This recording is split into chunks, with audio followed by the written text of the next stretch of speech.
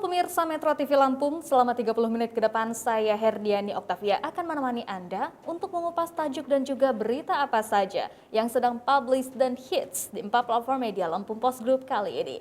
Dan saat ini bersama saya sudah ada Mustaan Basran, Kadif Pemberitaan Surat Kabar Harian Umum Lampung Post. Namun sebelum kita lanjutkan untuk bedah tajuk kali ini, mari kita saksikan terlebih dahulu video editorial berikut ini.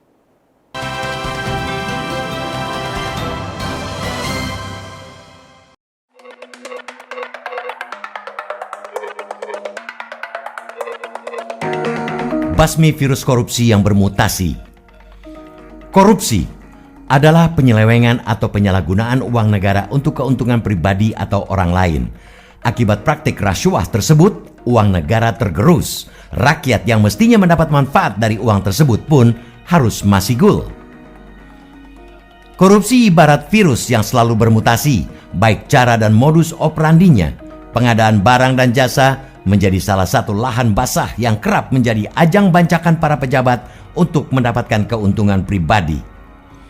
Tidak salah jika 70% kasus yang sedang dalam proses di KPK merupakan kasus yang sumbernya dari korupsi pengadaan barang dan jasa. Para pejabat yang terkena pun harus berurusan dengan komisi anti rasuah tersebut. Pemerintah tidak tinggal diam melihat ketamakan dan kerakusan yang terjadi yang berujung merugikan keuangan negara tersebut. Jurus-jurus dan kebijakan dikeluarkan guna memberantas praktik-praktik yang sangat merugikan masyarakat di tengah pandemi COVID-19.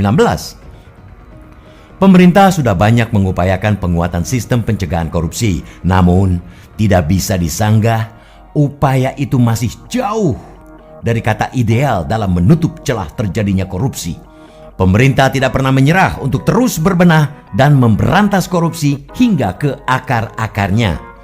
Aplikasi belanja langsung atau BELA pengadaan menjadi jurus pemerintah untuk menata pengelolaan pengadaan barang dan jasa. Selain untuk pencegahan terjadinya kasus rasuah, aplikasi juga sebagai upaya mendorong usaha mikro dan kecil atau UMK go digital. Di tengah kondisi saat ini, digital menjadi sektor yang relevan dalam mengembangkan UMK. Dukungan jaringan yang luas menjadi keunggulan besar digital dalam mendukung pengembangan UMK.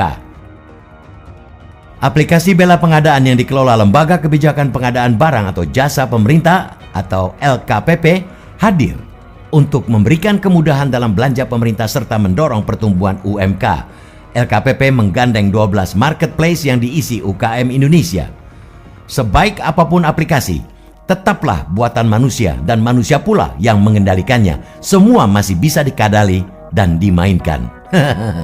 Disitulah sesungguhnya akan menjadi tantangan dan ujian bagi KPK dalam mendukung upaya pemerintah dalam memberantas korupsi.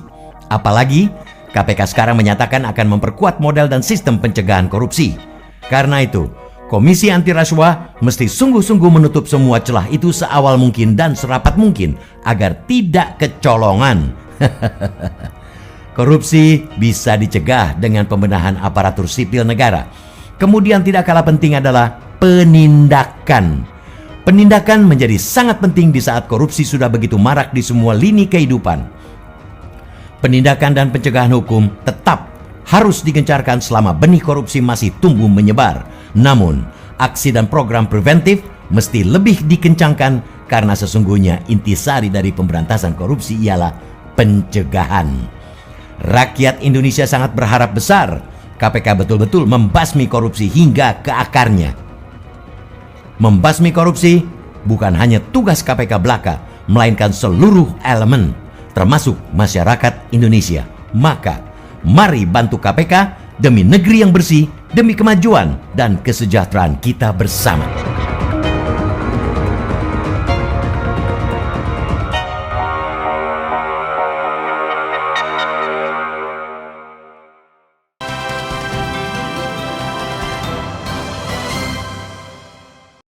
Oke, Bang Aan, apa yang menjadi sorotan dalam tajuk Lampung Post kali ini? Tajuk Lampung Post kali ini menyoroti tentang untuk upaya membasmi korupsi yang bermutasi terkait dengan kemajuan zaman dan teknologi.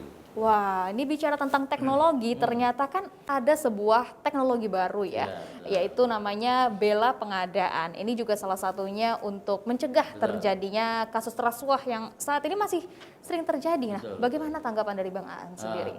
Nah, sebenarnya bela pengadaan ini ya, belanja langsung, bela itu belanja langsung pengadaan, itu memang digulirkan oleh pemerintah bekerjasama dengan KPK untuk memantau bagaimana proyek-proyek dengan belanja langsung itu kan maksudnya proyek yang proyek pemerintah yang langsung mengena ke masyarakat seperti jalan segala macam. Itu selain LPSE, jadi belanja langsung ini juga ada semacam aplikasinya yang untuk memantau apakah terjadi permainan atau tidak di situ gitu ya dengan rekan-rekanan. Karena LPSE lagi-lagi ternyata masih banyak juga